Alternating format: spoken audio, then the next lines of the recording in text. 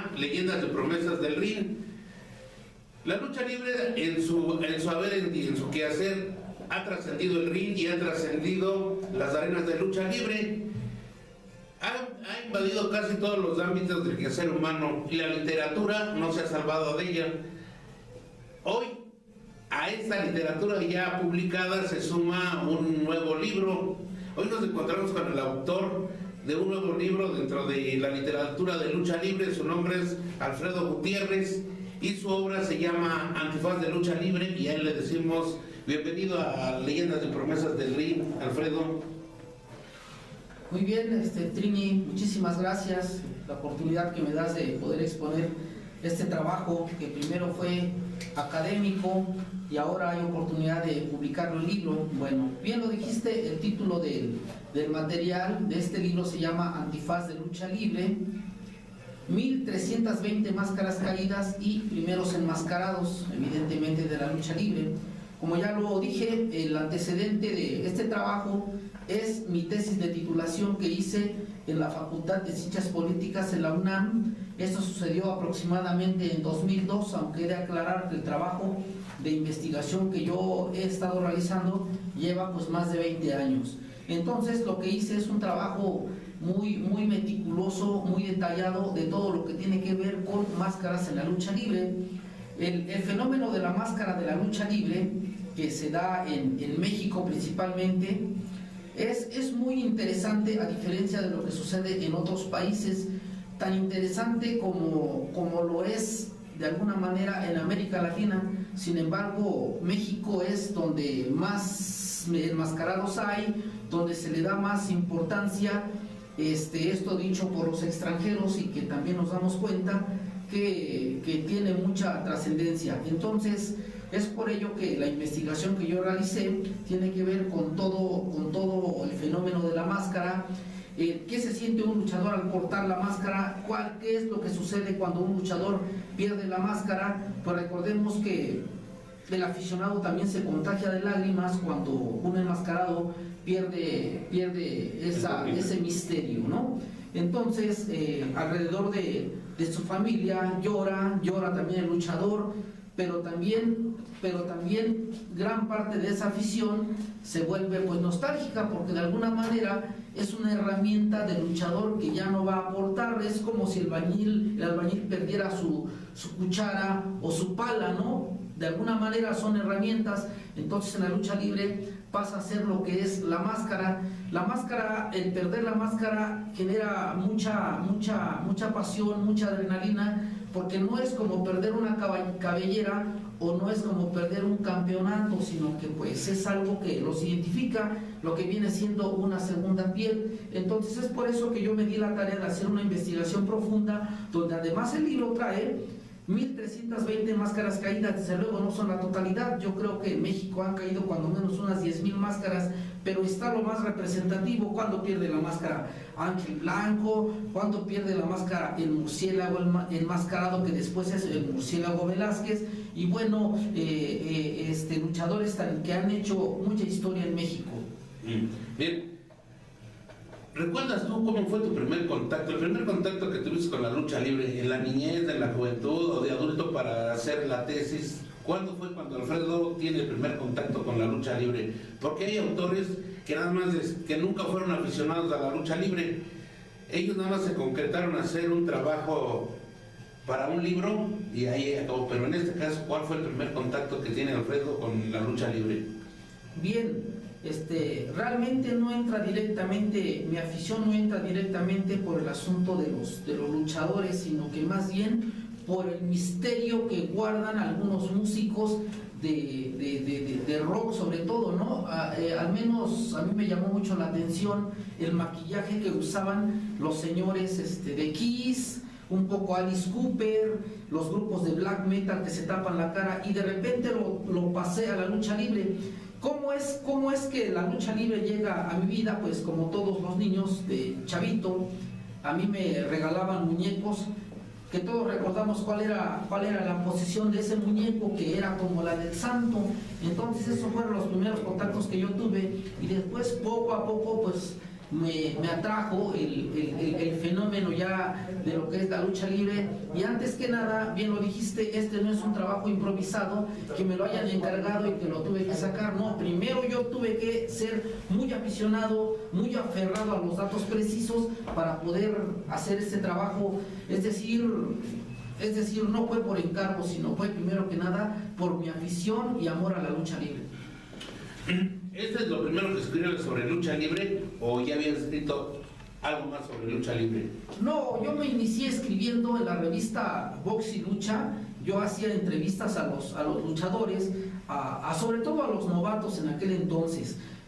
Y así es como se va dando entonces un trabajo tal vez como este no lo había hecho, más bien lo que había realizado eran reportajes pequeños, eso sí, pero un trabajo completo como este no, es la primera vez. Dentro de la literatura sobre luchadores o con luchadores, ¿qué lecturas ha tenido Alfredo? ¿Y tiene algún escritor favorito o qué nos puede aportar sobre la literatura de lucha libre? Pues sí, es vasto el trabajo que hay sobre lucha libre. Yo cuando menos conozco unos 100 libros y pues he de mencionar al Rafael Olivera, el árbitro, que hizo un libro que se llama Memorias de la Lucha Libre. Yo creo que es el que más me gusta. Hay algunos trabajos de investigación que se han hecho, aunque también dan mucho que desear, tienen un poquito de datos imprecisos en casi todos, pues porque los hacen un poco a la y se va.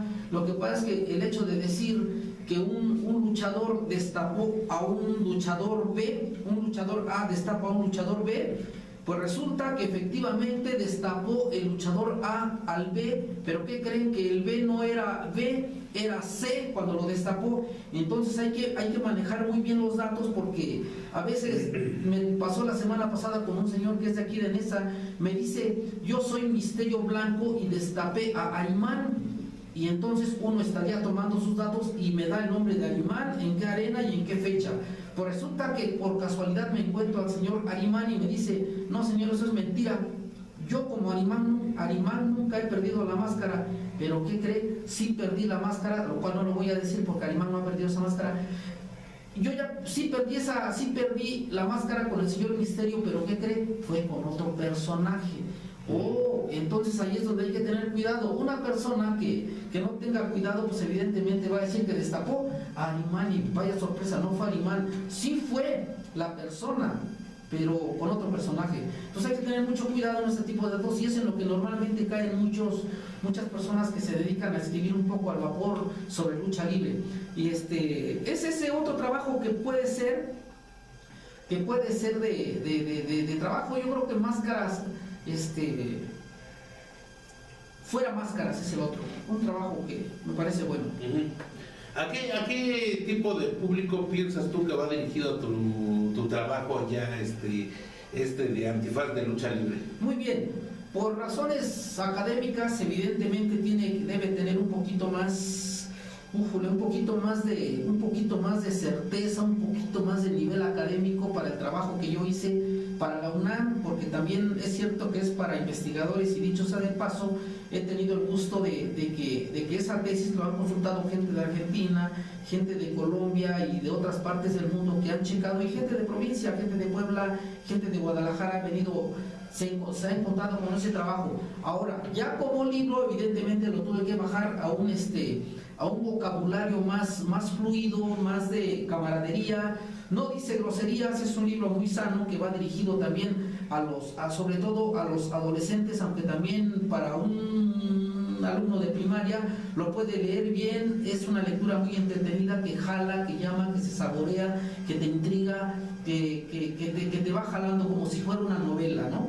Entonces va dirigido a todo tipo de público. Aquí en nuestro país adolecemos de falta de lectura. No, el mexicano no es muy dado a leer libros. Entonces tú, para que esto llegara a un público más extenso, no sé qué te podrías imaginar o cómo podrías contestar esto. ¿Hay que meter más texto en un libro de lucha libre o hay que meter más fotos o tiene que haber un equilibrio o ni siquiera lo habías pensado? No sé.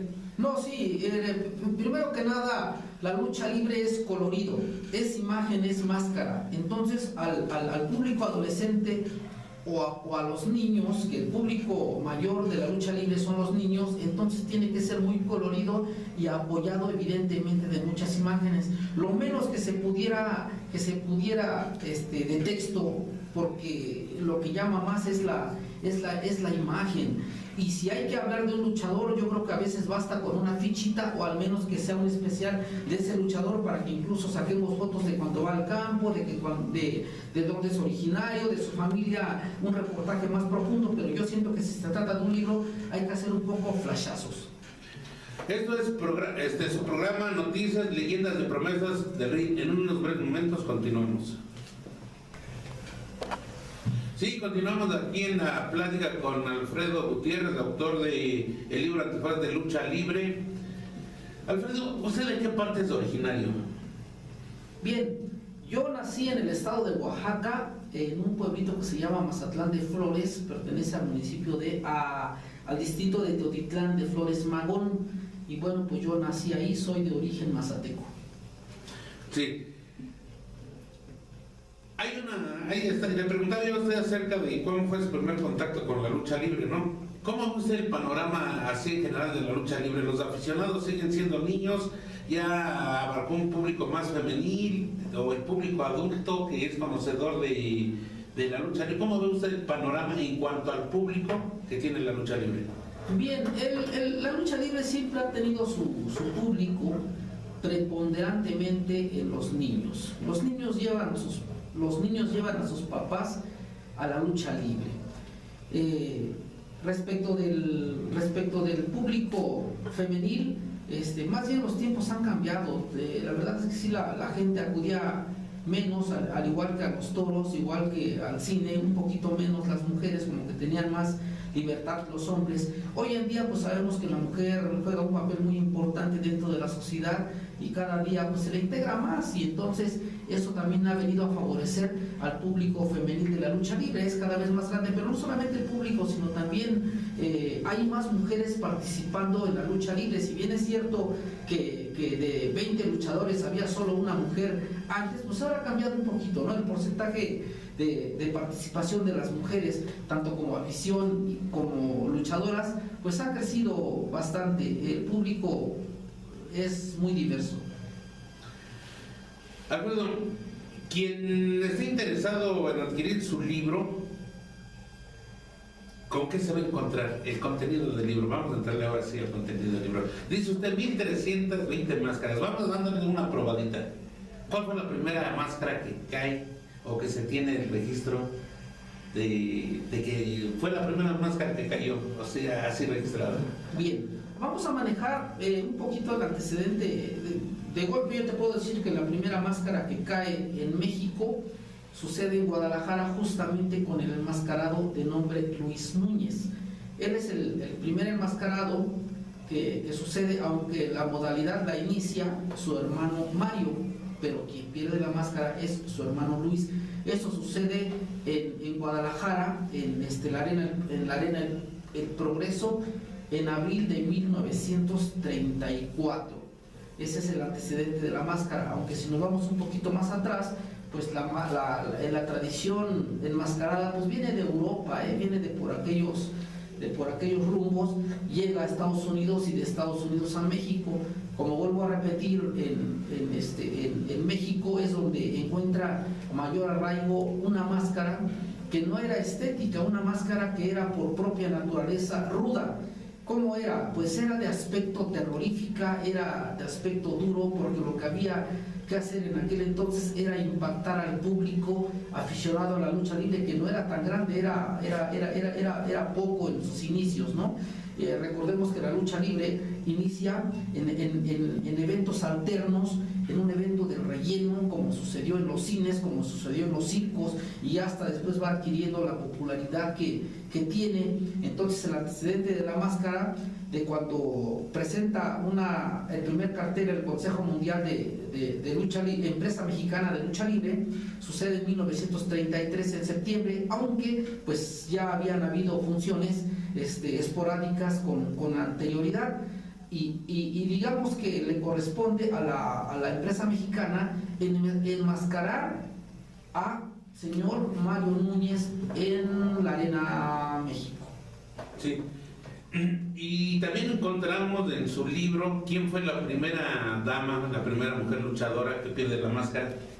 ¿También lo encontramos ahí? No, porque es muy difícil rastrear esos datos. Yo la verdad es que me eché checando los periódicos de 1920, 1925 más o menos hasta la fecha, página por página, y es muy difícil encontrar. Lo que sí te puedo decir es que una de las primeras enmascaradas fue una señora que se llamaba Consuelo. Esto sucede en el 48, pero encuentro antecedentes de un poquito antes.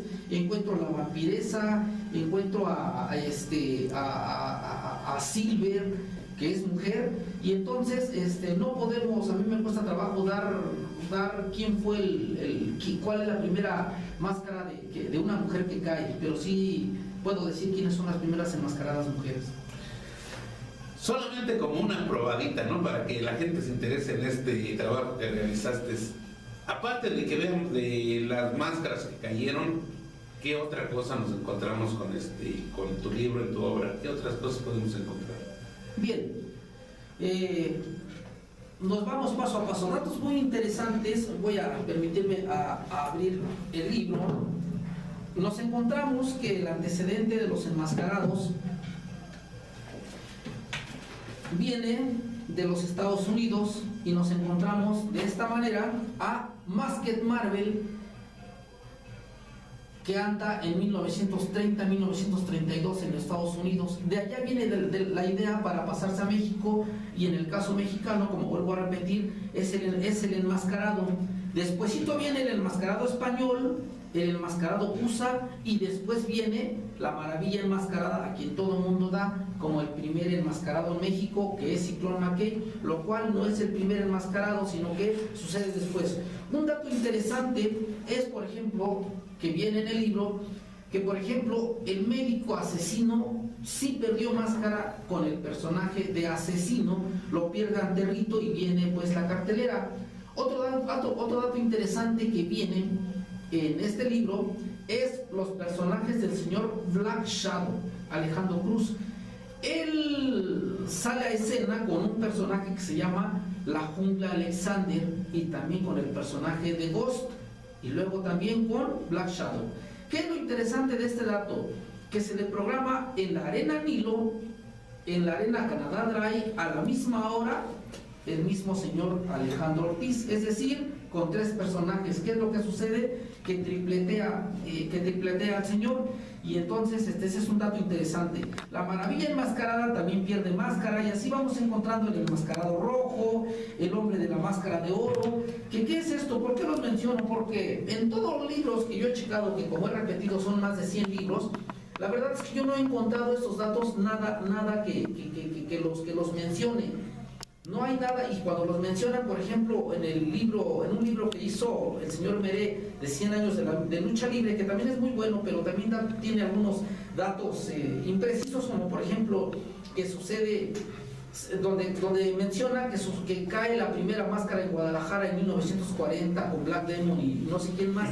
Pues me encargué de arrastrar los datos y no encontré nada. Eso sucede después, en el 43, en la Arena Coliseo. Entonces ese es un dato interesante.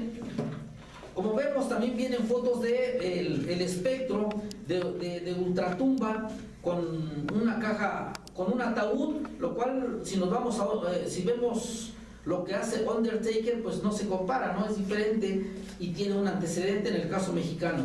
También encuentro la primera cartelera que se menciona como Mister, un nombre tan socorrido que entonces corresponde a Mr. K.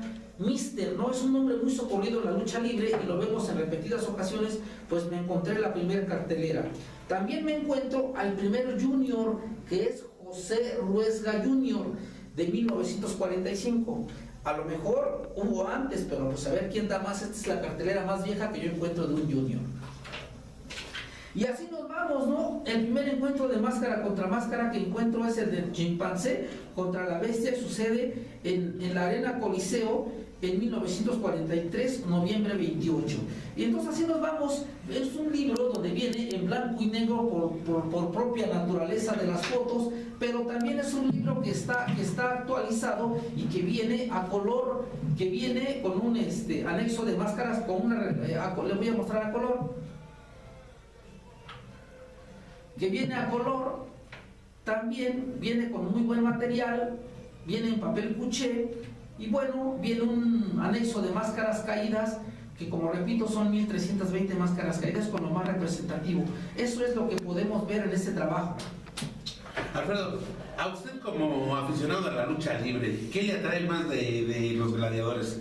¿Una máscara o el rostro de un luchador? No, desde luego la máscara, y si por mí fuera, la verdad es que muchos pues no la deberían de perder, porque además se torna pues una tradición de mucha efervescencia en México. Entonces, pues desgraciadamente muchos las tienen que perder, pero no, la verdad es que a mí me gustan las máscaras. Yo con algunos aficionados que he platicado, aficionados sobre todo de la vieja guardia, me dicen que para ellos vale más cuando un luchador se presenta sin máscara, porque para hacer lucha libre el rostro tiene que ser más expresivo, ¿sí? Dice, cuando alguien, incluso luchadores también lo han dicho, cuando algún aficionado está en primera fila y viendo luchar a dos personas que no tienen máscara, ellos ven cómo va la lucha, pero el que está hasta arriba no sabe cómo va. Entonces tiene que a veces exagerar el dolor que sufre al ser aplicado un castigo, y entonces ahí está una especie de polémica, ¿no? Warren Pliskin se me viene a la mente, él cuando luchaba en sus luchas, incluso en las películas, él era muy expresivo, ¿no? Es otra parte que también me gustaría mencionarle. A veces cuando algún luchador llega a perder su incógnita, su máscara, su tapa, su chupón, como ellos le llaman, a veces se apaga y a veces tiende a subir más, ¿no? Porque su rostro refleja más. O hay algunas gentes que son muy expresivas, por ejemplo, el Cavernario Galindo, sus expresiones dentro de sus combates, ¿verdad? No sé qué nos quisiera usted. Sí, todos. Lo que pasa es que pues en la lucha libre es todo un fenómeno, como decíamos, ¿no? Lo hay quien acostumbra con la máscara, y con la máscara estamos acostumbrados porque escuchamos su voz, como es el caso de Pierrot, ¿no? Pierrot con máscara pues era impresionante con solo escuchar su voz. Cuando pierde la máscara, evidentemente sus bonos suben, porque como dices, el señor se le daba mucho la expresividad, ¿no? El enojo, el escupir, el decir a lo mejor improperios, pero eso le daba una expresividad, un plus, ¿no? Además de la máscara. Mencionabas hace un momento de Cavernario Galindo, pues la verdad, el señor también pues hacía muy bien su chamba. La verdad es que su mero mole era estar mordiendo zapatos, y todo el mundo estaba atento a ver a qué horas hacía esa parte de la lucha libre, que también es la teatralidad. Pues nos estamos despidiendo de ustedes, que nos hacen el favor de acompañarnos, no sin antes recomendarles la lectura de Antifaz de Lucha Libre, que hoy nos acompañó su autor. Ahí le vamos a decir de qué manera quien esté interesado en comprar su libro, en adquirir su libro, lo puede adquirir. Muy bien, solamente manejo una página, se llama Alfredo Antifaz de Lucha Libre Libro. Así de sencillito, es Alfredo Antifaz de Lucha Libre Libro. Y bueno, pues me encuentran en Facebook. Hay venta, lugares de venta. Bueno, lo vende el señor Solar, afuera de la Arena México, en Bellas Artes, en el pasillito de los libros viejitos. ¿Dónde más? Afuera de la Arena Naucalpan, en el Tianguis en Chopo también se vende. Y bueno, y pueden hacerlo también en contacto directo conmigo, no tardo en contestarles. Pues hay muchas opciones y el libro es muy recomendable. Es un libro que puede estar, puede entrar fácilmente al hogar de todo el que esté interesado en adquirirlo. Pues Bien, nos estamos despidiendo. Hasta la próxima. Gracias por estar con nosotros, Alfredo. Muchísimas gracias a ustedes.